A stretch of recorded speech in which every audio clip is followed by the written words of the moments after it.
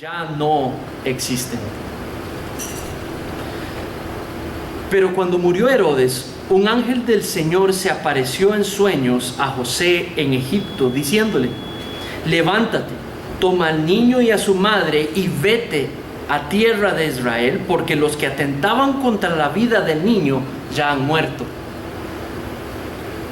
Pero cuando oyó que ya han muerto. Y levantándose José, tomó al niño y a su madre y vino a la tierra de Israel. Versículo 22. Pero cuando oyó que Arquelao reinaba sobre Judea, en lugar de su padre Herodes, tuvo miedo de ir allá y, advertido por Dios en sueños, se fue para la región de Galilea. Cuando llegó, vivió en una ciudad llamada Nazaret, para que se cumpliera lo que fue dicho por medio de los profetas: él será llamado Nazaret.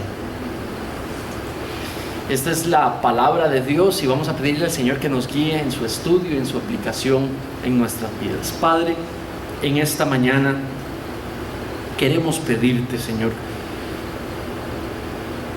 tu guía y tu habilitamiento, Señor, para leer, comprender, para entender tu propósito con esta enseñanza para nuestras vidas, y tu empoderamiento para poder aplicar la verdad allí en nuestras vidas a partir de hoy.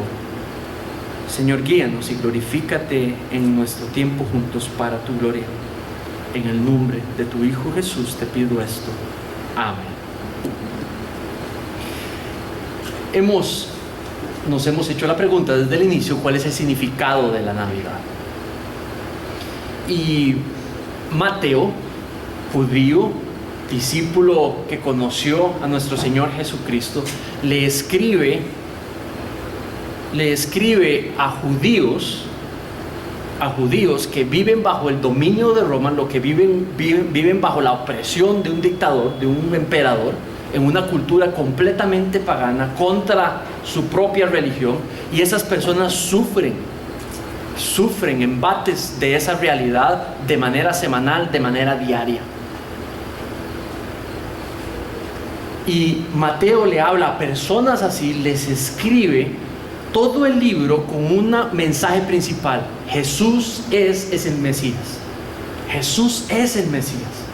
Ya el Mesías vino y es Jesús de Nazaret. Y eso es lo que quiere convencer a cada uno de las personas que a Él les está escribiendo.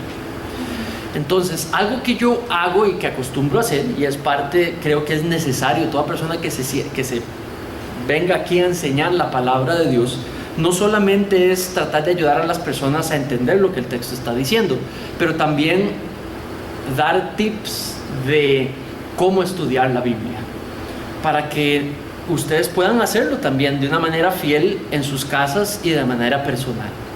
Entonces, algo que he repetido en estas últimas 2 semanas y lo voy a reforzar hoy, y es que las historias en la Biblia es una manera de escribir en aquellos tiempos, son narraciones, y hay una manera de estudiarlas y hay una manera de interpretarlas. No es lo mismo, o aquí en Costa Rica, por ejemplo, no es lo mismo que usted agarre un documento, una noticia que está en el periódico y la analice para saber qué es lo que me está diciendo, o que usted agarre un documento legal y lo estudie, ¿verdad? Usted no lo interpreta de la misma manera, son documentos diferentes. Hay que interpretar de acuerdo al género que uno está leyendo. Esto es un evangelio y tiene narraciones, tiene historias. Entonces, él tiene una intención. Mateo quiere convencer que Jesús es el Mesías, y lo que va a hacer es recordarse de los testimonios que vivió a través de la vida de nuestro Señor Jesucristo, y los va a utilizar para entregar una enseñanza. Aquí el mensaje de todo el libro es que Jesús es el Mesías, Jesús es el Salvador prometido de Dios, y Dios cumplió y lo envió. Entonces, ¿cuál es la intención de nuestros primeros 2 versículos? Nuestros 2 primeros capítulos, que son las 3 secciones que hemos estudiado. ¿Cuál es la intención? Pues introducir que Jesús venía del linaje, por adopción, fue insertado en el linaje real de David, y lo probó en el primer versículo, en el primer capítulo. Entonces, lo primero que hemos aprendido sobre sobre nuestro Señor Jesucristo es que Él es el niño que nació de una mujer virgen, que en tiempos de Isaías significó que Dios está con su pueblo y que por ende su pueblo no tiene que temer, más bien tiene que tener fe. Y llamó a Israel, Isaías, en ese tiempo a decirles: vean, Emanuel nació, Dios lo prometió. Quiere decir que tengan fe, no se desanimen. Ahora, ¿quiénes eran los desanimados en tiempos de Mateo?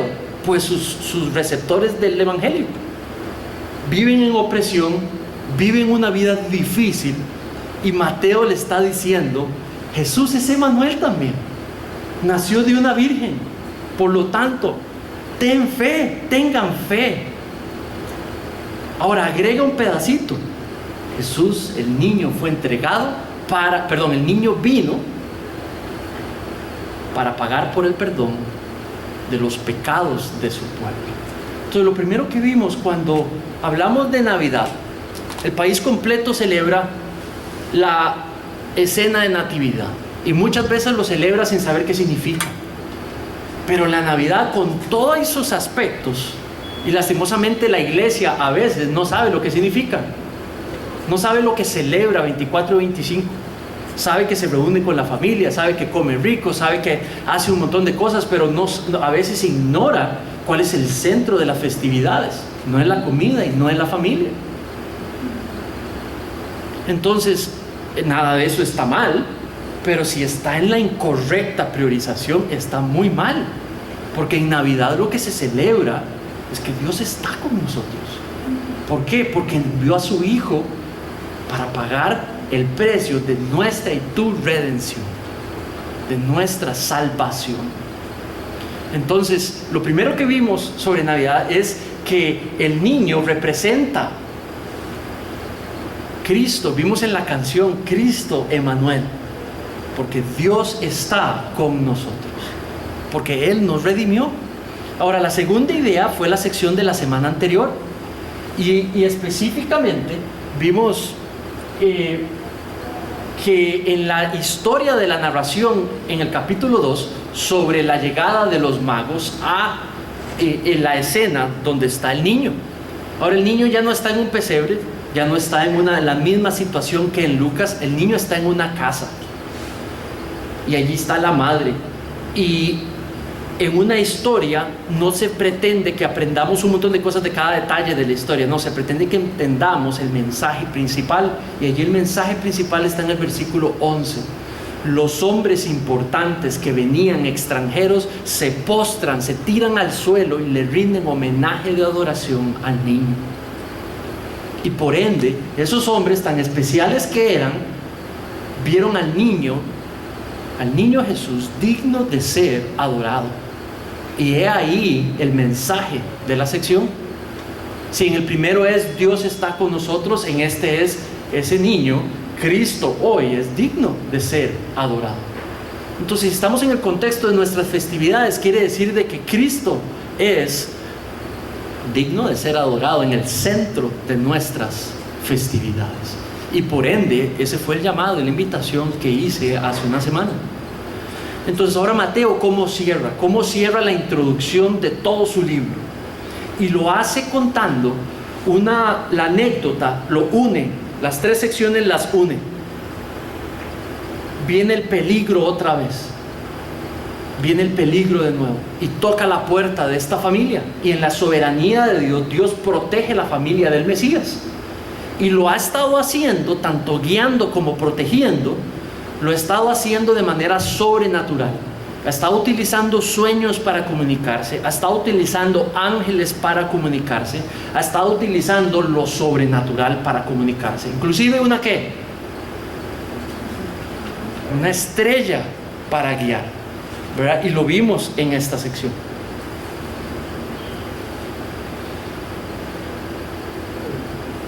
¿Puedes poner la siguiente? Ah, no, la anterior.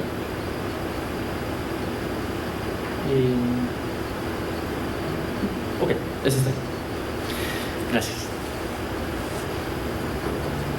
Entonces, ahora lo que vemos es una advertencia, y dice el primer versículo: después de que partieron, he aquí, un ángel del Señor apareció en sueños a José. Entonces no es el medio principal en la misma Biblia para Dios comunicarse los sueños. En la Biblia los sueños no es una manera primaria en la cual Dios se comunica y se revela, pero lo vemos de manera sobrenatural, especialmente en nuestro libro. En los 2 primeros capítulos ya lo ha hecho 3 veces, ¿verdad? Y esa es la manera que lo que está diciendo. Entonces allí dice que el ángel del Señor se le aparece en sueños a José, le pide: levántate, toma al niño y vete para Egipto. Y lo interesante es que la única respuesta que vemos no es de que, pero ¿por qué? Pero ¿a dónde? ¿En qué parte de Egipto? ¿A dónde tengo que ir? No, lo que dice el versículo inmediatamente es, dice, vamos a ver el versículo 14, y él, despertando, tomó de noche al niño y a su madre y se fue a Egipto. El único detalle que le importa a Mateo establecer es que inmediatamente reaccionó, que inmediatamente obedeció. Ahora, esta comunicación es exactamente igual que la anterior que tuvo el ángel con José. Se le aparece en sueños. José estaba pensando presentar carta de divorcio contra María. Eso es lo que él había decidido hacer. El ángel se le aparece y le dice: no temas, Dios está contigo. Acepta a María como tu mujer y adopta al niño y ponle Jesús. Y dice que al día siguiente inmediatamente lo hace y obedece. Sin consultar, él decide tener fe y obedece inmediatamente. Y toma al niño y lo nombra Jesús. Aquí es exactamente la misma mecánica, el mismo paso 1, paso 2, paso 3. ¿Por qué creen que Mateo hace eso? Lo hace deliberadamente para dar énfasis que José es un hombre de carácter justo. Cuando José entiende lo que la palabra de Dios dice, José obedece. En ese tiempo la palabra de Dios está viniendo a través de un ángel y a través de un sueño, y él no lo duda. Una vez que lo comprende, obedece. Algunos enseñan que esta es una gran sección donde podemos aprender cómo ser una buena cabeza de hogar. Bueno, no creo que ese es el sentido de la narración, porque lo que quiere enseñar es que Jesús es el Mesías, y ese es el tema principal. Pero lo que sí podemos ver es a un hombre de fe, a un hombre justo, y puede ser ejemplo tanto para hombres como para mujeres. Se le comunica, identifica que su familia está en peligro, la toma y la lleva a un lugar seguro. No lo piensa 3 veces. Pero creo que el punto principal es que tener fe es obedecer y confiar en Dios. El punto principal de esa reacción de él, si quiere hacer énfasis Mateo en esto, es de que confiar en Dios es tener fe. Y tener fe en medio de las circunstancias es obedecer. Una manera de buscar la voluntad de Dios en las circunstancias difíciles es obedecer a Dios. Buscar lo que Él dice y obedecerle. Buscar su voluntad en medio de las circunstancias y obedecerle. Y es una manera en la que Dios ya se ha comunicado por medio de su palabra. Y así es como podemos perfectamente encontrarnos fácilmente haciendo la voluntad de Dios. Ahora, cuando dice en versículo 14, despertándose, tomó de noche al niño y a su madre y se fue a Egipto. Egipto en aquellos tiempos es un lugar seguro para los judíos. Es un lugar tranquilo para los judíos. ¿Por qué? Porque en Jerusalén hay 3 peligros fuertes para un judío en Jerusalén. Número 1, el emperador. El emperador no está en Jerusalén, pero el emperador tiene todo su ejército allí y ven a los judíos para abajo como personas inferiores, incluyendo su fe. Cualquier cosita que suceda que les va en contra de ellos, los oprimen. Usan la fuerza para castigarles, para reprimirles, inclusive asesinarles si es del caso. Número 2, Jerusalén tiene a los judíos en control por ese trato que hizo Herodes con Roma. Entonces hay una estructura debajo de Roma que castiga a los judíos si no hacen la religión como ellos quieren. Entonces un judío común y corriente la pasaba mal bajo la opresión de los líderes corruptos judíos. Número 3. El tercer problema de un judío común y corriente era el hecho de que no había una ley establecida para poder seguir una fe de manera digna y sencilla. Entonces, 3 elementos que lo que hacían era una vida bastante complicada. Entonces, Egipto era un lugar donde uno se podía librar de esas cosas. Entonces, podía estar más tranquilo. Si usted estaba en Jerusalén, es como estar en el centro del huracán. Si usted estaba en Egipto, había una comunidad en Alejandría sumamente grande. Josefo es un historiador de unos siglos, de unos tiempos después de Cristo, muy cercanos, y nos narra que inclusive tenían un tipo templo para sustituir el templo de Jerusalén. Entonces, y nos describe que allí los judíos en Alejandría se recibían exiliados específicamente de Jerusalén. Entonces, lo que sucede aquí es que por la persecución de Herodes, ellos deben de exiliarse en Egipto por un periodo. ¿Tiene sentido? Entonces, Egipto es el lugar tranquilo para irse allá. Posiblemente José sabemos que es de linaje real y tiene familia allí. Y es lo normal a considerar. Ahora sigue el texto narrando y dice: despertando tomó de noche a su madre, se fue a Egipto y estuvo allá hasta la muerte de Herodes, para que se cumpliese lo que dijo el Señor por medio del profeta cuando dijo: de Egipto llamé a mi hijo. Vean esa frase: de Egipto llamé a mi hijo. Entonces esa frase nos está dando mensaje tanto a los judíos como a los que no tenemos contexto judío, y necesitamos entender. Ese es el primer mensaje que entrega, la primera idea que entrega, para que se cumpliese. Lo enviaron a Egipto para que se cumpliese que lo que los profetas habían dicho, que de Egipto, ¿cómo dicen? Llamé a mí. Vamos a ver. Una familia, niño recién nacido o chiquito, un niño pequeñito, tal vez de 2 años, una mujer joven y un hombre en sus, no sé si está en los 30, 40 por ahí, José. Tienen que caminar más o menos entre Alejandría o Egipto y Palestina, Jerusalén. Tienen que ir por lo menos unas 150 millas. Eso es por lo menos una semana a pie, caminando hasta llegar allí. Y dice que de noche, el peligro era tan inminente que de noche salen y se embarcan para allá. Una semana llegan y se quedan allí. Esa llegada tiene un propósito, dice Mateo. Tiene un propósito para que cuando salga de ahí el niño y regrese donde tiene que regresar, se cumpla lo que el profeta dijo, que a mi hijo de Egipto lo llamé.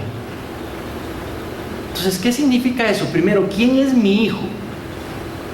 Cuando dice llamé a mi hijo, ¿se está refiriendo al niño Jesús? Cuando dice de Egipto, literalmente de la ciudad donde está mi hijo, donde está Jesús. Ahora, ¿qué significaba eso? Entonces hay dos maneras de verlo en ese significado. Lo primero, piensen en términos de el Éxodo. ¿Sí? ¿Se acuerdan del Éxodo? Israel es esclava. El Señor escucha el clamor de Israel, ¿cierto? Entonces, el Señor llama a Moisés, ¿cierto? Llama a Moisés y lo envía a Egipto. ¿Para qué? El Antiguo Testamento explica que él quería hacer un nuevo tipo de gente. Él quería conformar un pueblo para sí mismo. Entonces él envía a Moisés a Egipto y saca a Moisés de Egipto y le llama a Israel mi hijo, a mi Israel. Entonces saca de Egipto a su hijo, rescatado por Moisés. De hecho, también hay aseveraciones sobre Moisés como mi hijo. Entonces, de Egipto llamé a mi hijo, saco a mi pueblo en representación de mi pueblo que viene a adorarme al desierto, lo rescato, lo redimo. ¿A quién envío? A mi hijo Moisés, y lo envío para que redima a mi pueblo. Entonces hay algunos eruditos que lo que ven es una tipología entre lo que sucedió en ese tiempo y esta aseveración.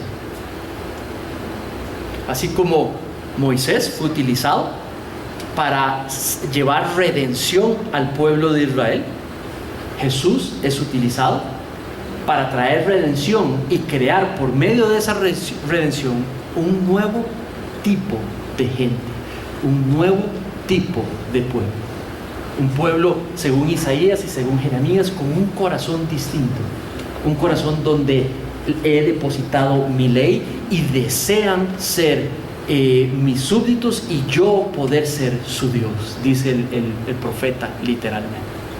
Con un nuevo corazón les quitaré el corazón de piedra y les pondré uno nuevo para que vengan en adoración a mí.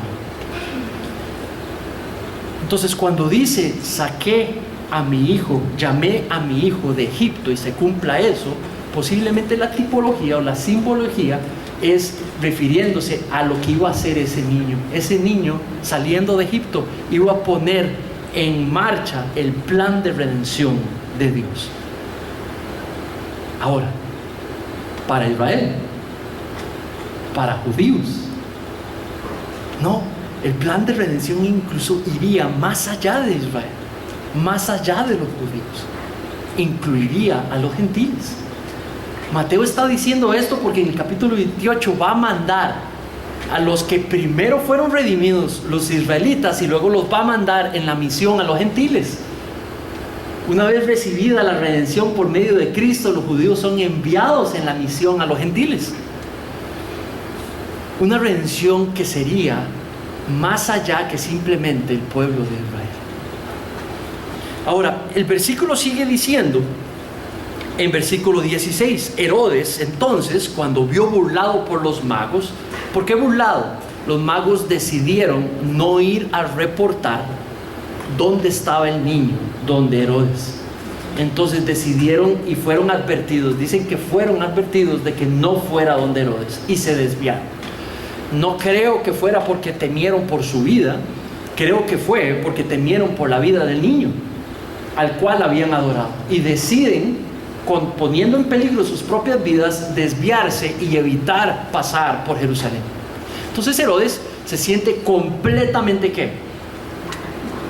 Completamente engañado, y dice Mateo, lo único que no se va a desviar en mucho, pero lo único que dice es de que se enfureció a tal manera que su manera de tratar de evitar el peligro que representaba Cristo para su trono, de mandar a ejecutar a cada niño en Belén menor de 2 años. Ahora, cuando hablamos de esa idea, de esa manera de reaccionar, de esa manera de ver, de esa manera de ser, nada más quiero decirle varios datos. Josefo, en su libro Antigüedades se llama, nos describe a Herodes el Grande. Este es un hombre que antes de mandar esta ley, este edicto para mandar a ejecutar a los niños, sabemos muchísimo de él, no solamente por los textos de él, pero también por Juan Hircano. Juan Hircano es el último judío que se rebeló contra la opresión romana. Juan Hircano es los últimos antes de que ya se estableciera Roma sobre Palestina. Entonces allí se explica claramente que fueron traicionados por la familia de Herodes. Al final Herodes lo que hace es que pacta con Roma y se va en contra de su propia gente, y para que a él lo pusieran como rey. Entonces Josefo explica que este tipo era tan loco y tan obsesionado con el poder, que entonces, ya una vez que eliminó toda posible riesgo por parte de Juan Hircano o familiares de Juan Hircano o conocidos o apoyadores de Juan Hircano, empezó a eliminar su propia familia y empieza a ejecutar y a matar y a limpiar toda persona que por linaje pudiese tener acceso a su propio trono. Tiene varias esposas y ejecuta a los 2 hijos mayores de él porque tenían acceso directo al trono. Josefo es amplio en describir el corazón de Herodes el Grande. Entonces no sorprende que un tipo como estos, con un corazón como el de Herodes, pueda mandar un edicto de estos. No hay mayor evidencia para comprobar que este edicto de Herodes sucedió. No lo tenemos en tiempos de Herodes. Pero lo que sí tenemos es como 1000 edictos de Herodes mandando a asesinar gente para proteger su trono. Y lo que hace entender es de que no sorprende su decisión. Pero también Mateo decide contarnos esta parte, contárselos a sus primeros lectores con una intención. Y dice, para que se cumpliese lo que había dicho, y nos narra de la siguiente manera. Y dice, en versículo 17, y se cumplió lo que fue dicho por el profeta Jeremías. Esta vez sí nos identifica el profeta. En la primera, posiblemente se está refiriendo a Oseas, capítulo 11, versículo 1. Aquí, posiblemente se está refiriendo a Jeremías en su capítulo 13, si no me equivoco. Y dice lo siguiente. Entonces, versículo 17. Entonces se cumplió lo que fue dicho por el profeta Jeremías cuando dijo: voz fue oída en Ramá, grande lamentación, lloro y gemido. Raquel que llora a sus hijos y no quiso ser consolada porque perecía. Jeremías es el profeta en tiempo del cautiverio. Cuando ya finalmente Babilonia derrota los últimos ejércitos, invade Jerusalén y deporta. Nada más quiero que piensen para darles un poco el sentido de lo que sufrió esa gente en ese momento. Es como que invadan San José, ya, listo, no hay resistencia. Y ahora diga el chief, el general principal: todo el mundo en barcos los vamos a trasladar a, no sé, arriba, al norte, y ahí van a ser esclavos todos. Entonces los empiezan a deportar y los empiezan a llevar a ciudades que habían sido seleccionadas para transportar a los nuevos esclavos.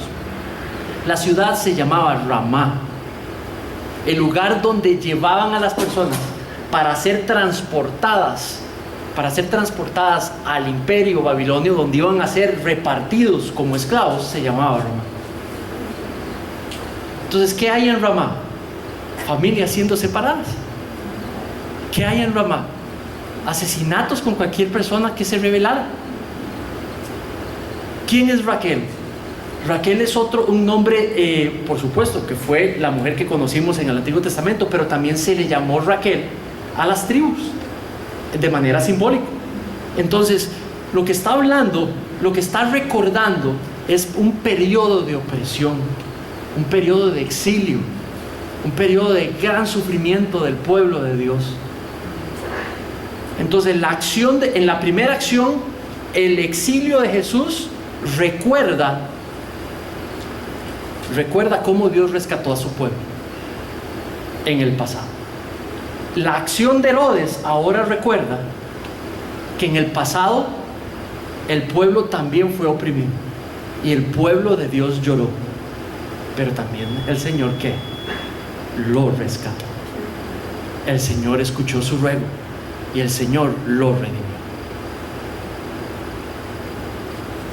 Y eso es lo que el nombre de Ramá significa. Entonces aquí la idea es rescate y restauración. Rescate y restauración. Exilio, salida de exilio. Rescate de la opresión, salida de la opresión. Ahora veamos la última sección. Dice: pero después de muerto Herodes, he aquí un ángel del Señor apareció en sueños a José en Egipto. Y se repite la secuencia, de nuevo por sueños, y se aparece y dice, diciendo: levántate, toma al niño y a su madre y vete a tierra de Israel, porque han muerto los que procuraban muerte al niño. Entonces él se levantó y tomó al niño y a su madre y vino a tierra de Israel. Cuando habla de vino a tierra de Israel, es algo que todos los niños judíos, al escuchar esa palabra, hubieran inmediatamente recordado las historias que les enseñan en la escuelita dominical en la sinagoga.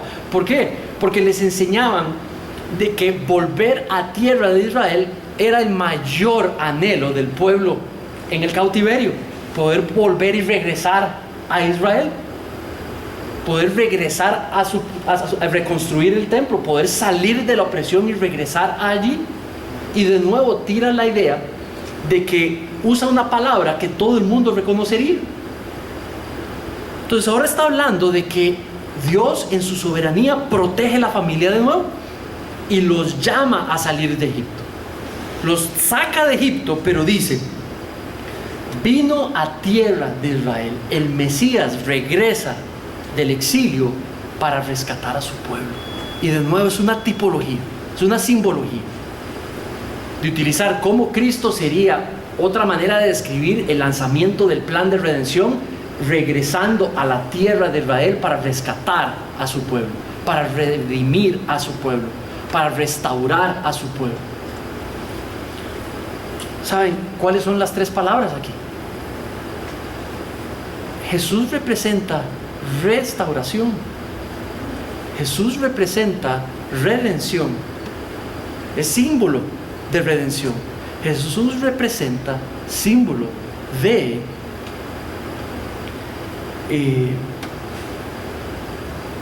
redención, restauración, rehabilitamiento de una relación con Dios. Los últimos versículos dice: pero oyendo esto, que Arquelao reinaba en Judea en lugar de Herodes su padre, tuvo temor de ir allá, pero avisado por revelación en sueños, se fue a la región de Galilea y vino y habitó en la ciudad que se llama Nazaret, para que se cumpliese lo que fue por dicho por los profetas, que habría de ser llamado Nazaret. Y viene la última sección del texto. Entonces usa el mismo sistema, comunica a José por medio de sueños, y vemos a José inmediatamente obedecer. Y se dirige y toma la familia y regresa a Egipto. Ahora narra de que ya Herodes había muerto. Esto es siglo más o menos 4, sí, creo que año 4, si no me equivoco. Entonces, pero dice que ya Herodes ha muerto y quien está reinando es su hijo. Herodes tenía 3 hijos. Tenía a Arquelao, tenía a Herodes Antipa y tenía a Felipe. Entonces, en Judea queda Arquelao reinando. En Galilea queda Antipas reinando. Y las otras secciones del norte queda Felipe reinando. Ahora, lo que se sabe por Josefo y varios historiadores es que Arquelao no dura ni 3 años en el trono y Roma lo depone. Porque Arquelao realmente era el preferido del papá y por ende tenía las mismas intenciones del papá, y empieza a ser sumamente radical con su propio pueblo, pero también inclusive contra los romanos. Entonces llega un momento donde Roma lo quita del poder y pone a Poncio Pilato como procurador de Roma. Y ahí llega el tiempo de nuestro Señor Jesucristo. Arquelao no dura ni 3 años en el poder por la hostilidad que generaba.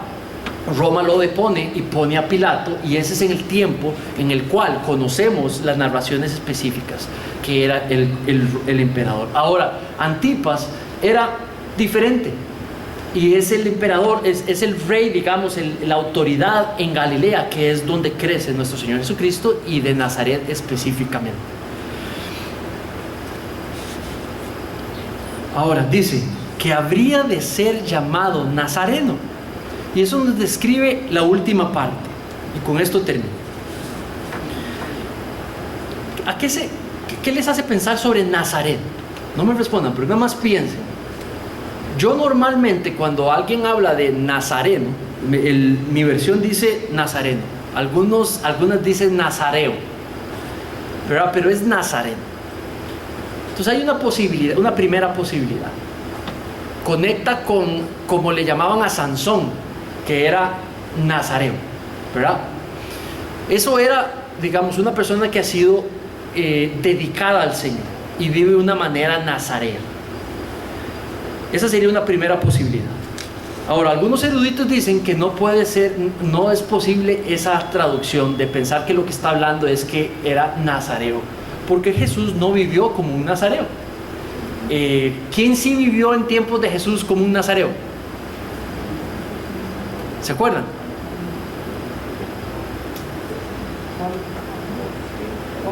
Juan el Bautista, ¿verdad? Por la manera en la que se vestía, por la manera en la que vivía, por la manera en la que se excluía de las personas, porque estaba completamente, ese sí tenía una manera de vivir nazarea, no Jesús, no inclusive tomaba vino, jamás lo hubiera hecho un nazareo, ¿verdad? Y no hay problema, pero no creo que sea nazareo, no se refiere a eso.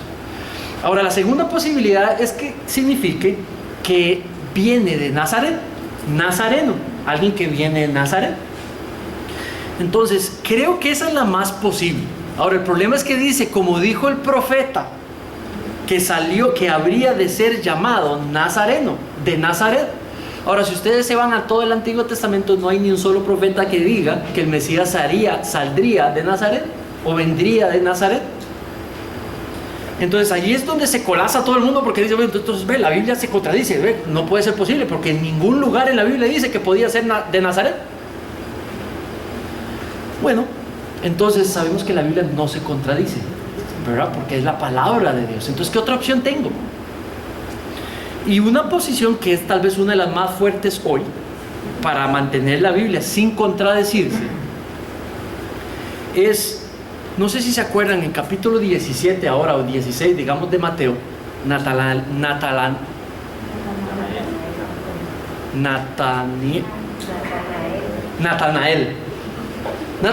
va a llegar y decir, el Mesías de Nazaret, si nada bueno sale de Nazaret. ¿Se acuerdan esa frase? Bueno, ¿qué tal si todo el mundo creía eso de Nazaret?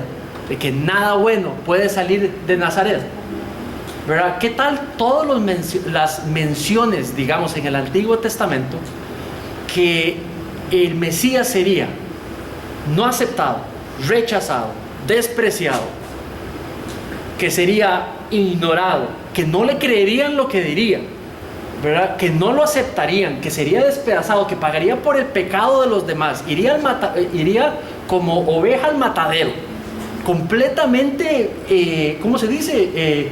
No reconocido y aniquilado. Entonces, ¿qué es lo que pasa? Que si alguien dice, si popularmente alguien pensaba que nada bueno puede salir de Nazaret, no se cumpliría el que lo rechacen. Si alguien llega y dice, yo soy el Mesías y vengo de Nazaret, lo primero que haría la gente es rechazarlo. Es un loco, si nada bueno sale de Nazaret, este jamás puede ser el Mesías. Se cumpliría completamente la voluntad del Señor. Entonces, lo que posiblemente esa frase quiere decir es de que, poniéndolo en palabras nuestras, lo que habían profetizado, el Mesías saldría de un lugar humilde, lo cual sonaría loco para la gente, e inmediatamente lo rechazaría. De un lugar que simplemente no tenía sentido para la gente. Vendría de ningún lugar importante, ¿verdad?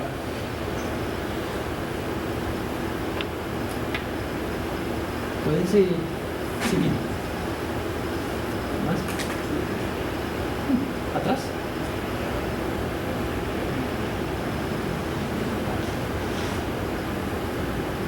No está.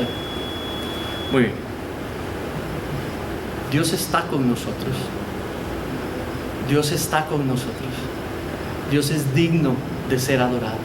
Cristo murió por nosotros. Emmanuel está con nosotros.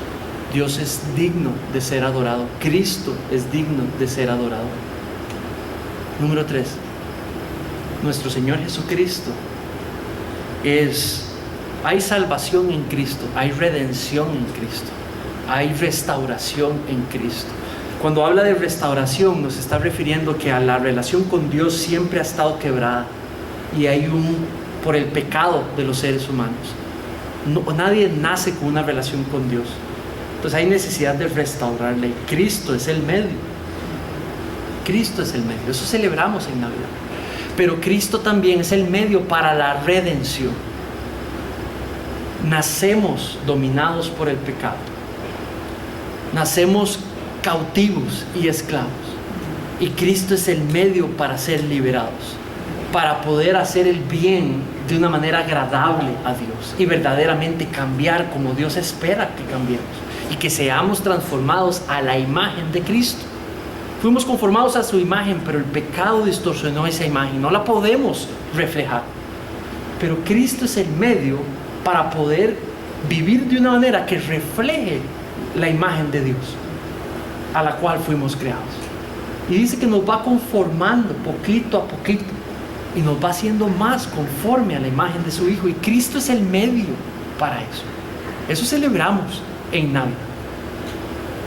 Eso es lo que celebramos en Navidad, que hemos sido hechos libres, hombres y mujeres libres para vivir siendo conformados a la imagen de Dios. Oremos.